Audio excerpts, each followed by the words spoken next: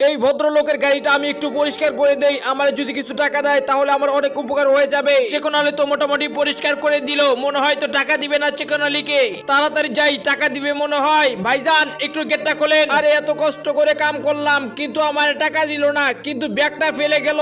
আরে এই ব্যাগের মধ্যে এমন কি আছে যে ব্যাগটা ফেলে দিয়ে গেল? দেখি তো এই ব্যাগের মধ্যে কি আছে।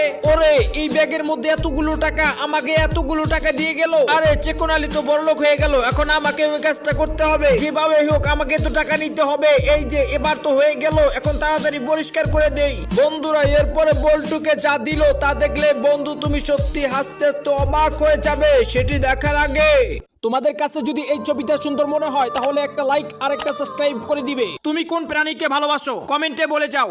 আরে আমার থেকে মনে হয় বল্টুকে বেশি টাকা দিছে, এই জন্য তো বল্টু আমাকে ধরতে দেয় না। দেখবো আজকে বল্টুকে কত টাকা দেয়। কিরে হাতে হারিকেন।